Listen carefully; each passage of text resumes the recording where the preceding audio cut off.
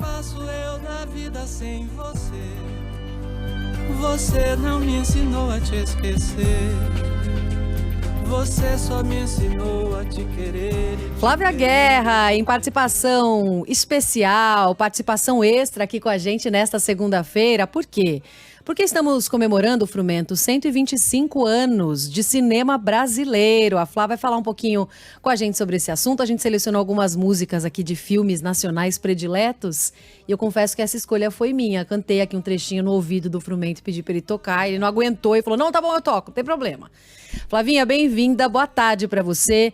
Queria que você começasse explicando por que essa data é comemorada hoje, né? Acontecia a primeira filmagem aqui no nosso país. É isso mesmo. Esse aí foi Lisbela Prisioneiro, né? Se eu não me engano. Isso, Lisbela Prisioneiro. Adoro. Olha, essa data é comemorada, gente. Eu acho que ela tem que ser mesmo comemorada, porque um ítalo brasileiro, né, o Afonso Segreto, que é tão parte da nossa história também, né? Os imigrantes que trouxeram muitas coisas para o Brasil.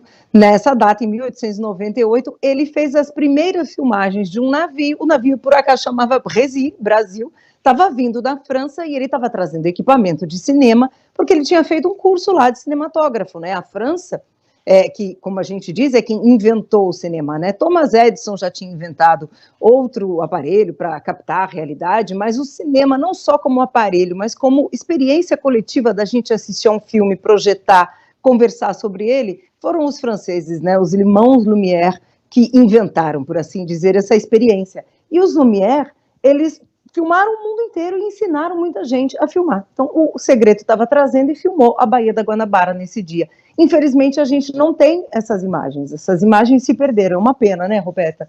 Mas a gente ama o cinema brasileiro e quer que ele sempre continue aí com todo o seu glamour, todo o seu amor que a gente tem, né? Que ele traz pra gente e a gente traz por nós, né? Flávia, a gente tá falando aí de uma data que esse ano ficou meio esquecida. Por que isso, hein? Olha, eu acho que é uma questão muito sintomática, viu, gente? O nosso circuito de cinema, não só de filmes brasileiros, mas de filmes estrangeiros também, ainda está numa certa crise para restabelecer a nossa ida aos cinemas. Isso faz parte da gente também, viu? Não é só a questão da sala. A gente não voltou aos cinemas como a gente tinha, né, o hábito de ir antes da pandemia. O streaming estava influenciando nesse hábito, a pandemia veio e as coisas se cruzaram, né? Então, assim, o que tem feito grande volume de filmes, né, de bilheteria nos cinemas? Ou são filmes imensos hollywoodianos de herói, como The Flash, que está em cartaz atualmente, Pequena Sereia, que a gente adora também, né? A gente sempre traz.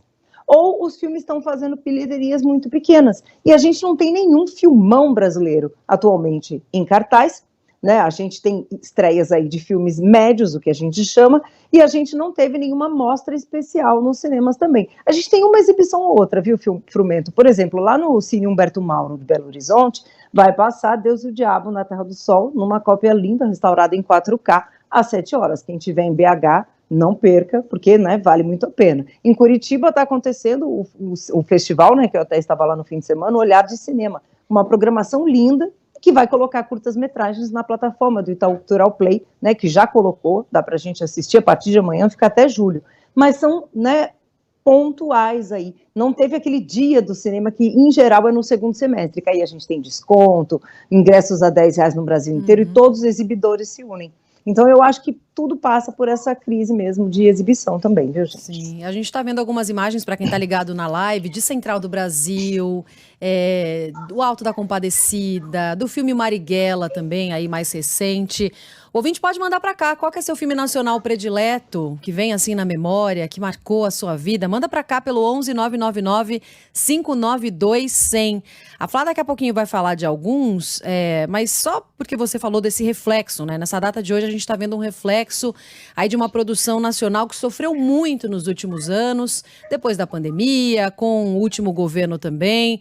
Como é que você vê o desenho de produção nacional para esse ano até o fim de 2023, hein, Flá? A gente deve ter estreias de peso importantes para a gente ficar atentos?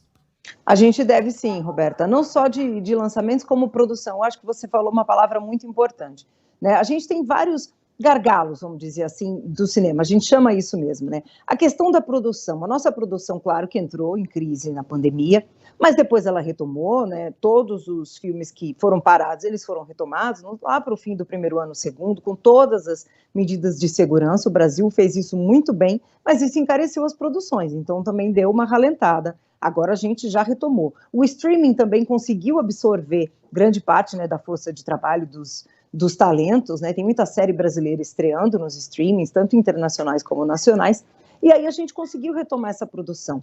E a questão também fala de política pública, né, Roberta? Nos últimos 4 anos a gente não teve Ministério da Cultura, e a nossa Agência Nacional do Cinema, ela está ligada ao Ministério, né, da Cultura. Então, ela que organiza repasses, organiza os fundos, né, todos os tipos de incentivos, ela ficou ali com o meio de campo embolado. Agora está se reorganizando tudo, claro, fundos e editais, né, a gente chama de editais, e editais, eu digo assim, regionais também são muito importantes. A Ancine continuou fazendo, claro, com um ritmo menor, e agora vai retomar esse ritmo. Inclusive, os editais também afirmativos, por exemplo, para primeiros diretores, diretoras, diretores negros, indígenas, para a gente ter diversidade. E parece, né, bobagem falar isso, mas olha como isso faz diferença. Primeiro o edital de BO, a gente chama, que é baixo orçamento. Não o primeiro, mas o primeiro filme do Acre, que conseguiu entrar no Festival de Gramado, né, um dos mais importantes do Brasil, mais antigos,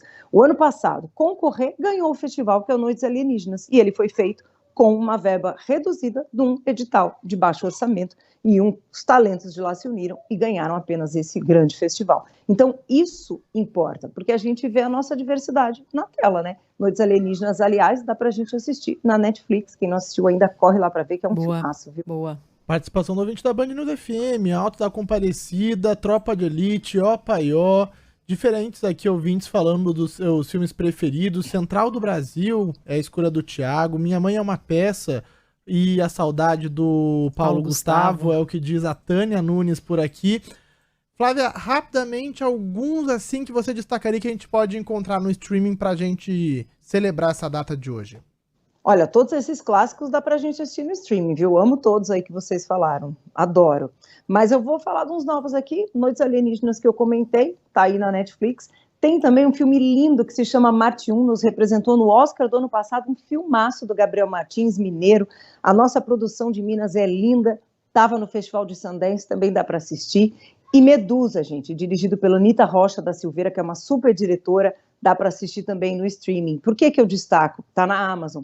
Porque é muito legal a gente ver que cada vez mais a gente tem mais diretoras, mulheres, assinando filmes também. Então eu deixo aqui essa dica e entrem também na SPCine Play, que é a agência do cinema brasileiro, né? A Film Commission do cinema brasileiro de São Paulo. Tem uma plataforma, SPCine Play, procurem lá. Um monte de filme brasileiro incrível, gratuito para a gente assistir, além do Cine Sesc também. Então, assim, dá para a gente ir assistindo esses filmes, curtindo lá e vendo tudo que a gente tem feito. Um Dia com Jerusa, primeira ficção de uma diretora brasileira negra em muito tempo, está em cartaz também no streaming. Então, vamos prestigiar toda essa nossa variedade de filmes que a gente tem no Brasil, né? Dicas valiosas, hein? Flá, amamos. Obrigada pela sua participação nessa segunda-feira. Você volta quinta-feira com as estreias da semana. Um beijo pra você. Até mais. Um beijo. Tem cinema brasileiro estreando essa semana, hein? Epa. Tintos tá aí. Já já eu falo deles.